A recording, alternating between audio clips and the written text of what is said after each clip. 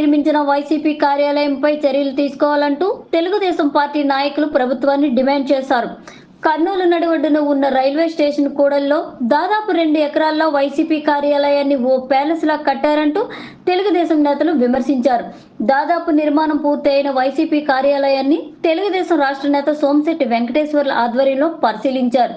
అత్యంత ఖరీదైన ఫర్నిచర్ ఉండడంతో ప్రజాధనాన్ని వైసీపీ నాయకులు దుర్వినియోగం చేశారంటూ ఎలాంటి అనుమతులు లేకుండా నిర్మించిన వైసీపీ కార్యాలయాన్ని ప్రభుత్వం స్వాధీనం చేసుకోవాలని సోమిశెట్టి వెంకటేశ్వర్లు ముఖ్యమంత్రి చంద్రబాబు నాయుడు కోరారు.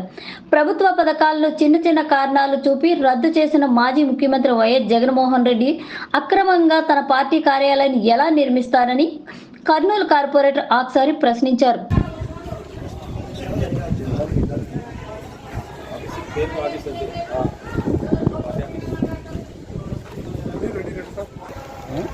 స్కూల్స్ కాలేజ్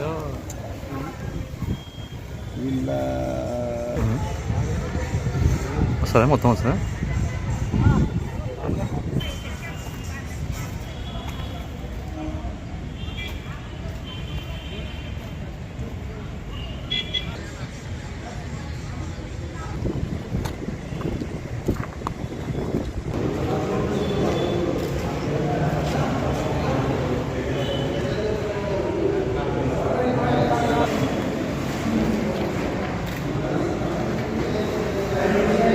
వద్దులే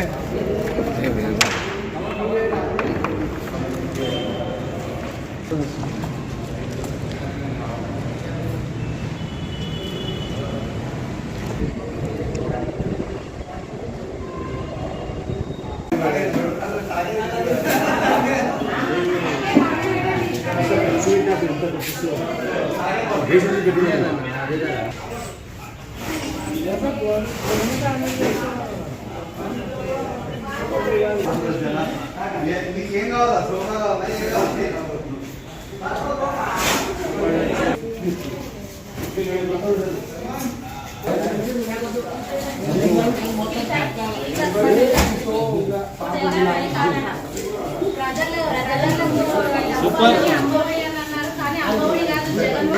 సూపర్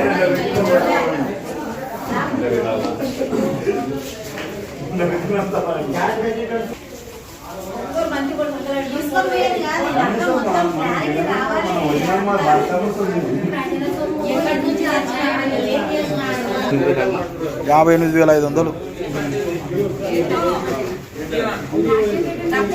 ఇంత రాచకమా ప్రజల సొమ్ము.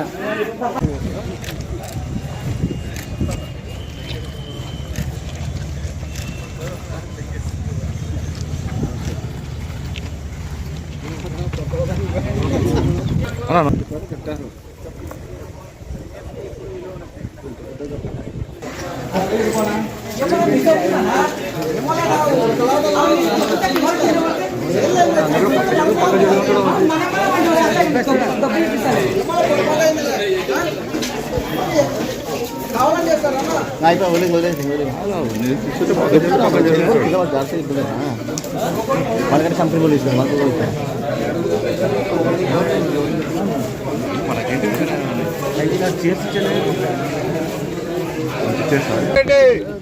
మన ధర్నా గారు దేనికి వచ్చి పరిశీలించడానికి వచ్చాం. ఇది అనాథ రైతు కట్టినాడు అంతవరకే.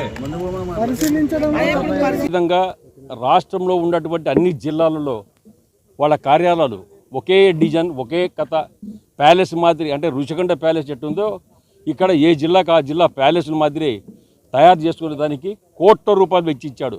ఈ ల్యాండ్ యాక్ట్ అని చెప్పేసి పక్క మోసం, దగ. కేవలం అది ఎవరి కోసమో కాదు, ఈ పార్టీ కార్యాలయ స్థలమంతా కొట్టేసేదానికి. సుమారుగా ఈ స్థలాన్ని లెక్కేస్తే కన్స్ట్రక్షన్తో కలిసి స్థలం అంతా కలిపి ₹3,000,00,000 అవుతుంది. ఎవడబ్బో సొమ్ము? జగన్మోహన్ రెడ్డి యాక్ట్ తెచ్చి జగన్మోహన్ రెడ్డి ప్రజలు ఇంకా మోసం చేస్తావా? ఇంత నీచుడివే. ప్రజలకు ఇచ్చిన మాట ఏంటి? నువ్వు ప్రజలకు నేను ల్యాండ్ యాక్ట్ పెట్టి చెప్పేసి చట్టం తెచ్చి పెడతా అని చెప్పేసి ప్రజల సొమ్ము దోచుకుంటావా? దుర్మార్గుడా. ఇవాళ అడుగుతున్నాం, కేవలం సరే దోచుకున్నావు అని అందరికీ తెలుసు, కానీ ఒక చట్టం ఉంది. మున్సిపాలిటీ ఉంటే మున్సిపాలిటీ కాంప్లెక్స్, మన కమర్షియల్ ఇది కార్పొరేషన్ ఉంటే కార్పొరేషన్, దానికి మీరు పర్మిషన్ తీసుకోవాలా. కన్స్ట్రక్షన్ తీసుకోవాలంటే పర్మిషన్ తీసుకోవాలా. ఎక్కడ కూడా అనాథరైజ్డ్ అనుమతులు లేకుండా, ప్రభుత్వ అనుమతులు లేకుండా కన్స్ట్రక్షన్ చేశావు. ఈరోజు ఒక ముఖ్యమంత్రి రాష్ట్రాన్ని పరిపాలించే ఒక ముఖ్యమంత్రి ఇటువంటి దొంగ పని చేయొచ్చునా? ఎందుకంటే చిత్తుగా ఓడించారు. ఇలా మేము చూస్తే చంద్రబాబు నాయుడికి మేము విజ్ఞప్తి చేస్తూ ఒకటే, సార్ ఇవాళ మనం ఇటువంటి దొంగ కార్యాలు కట్టి కార్యాల పేరుతో డబ్బు దోచుకున్నటువంటి జగన్మోహన్ రెడ్డి ఈ 3,000 కోట్లకు జవాబు చెప్పాలి.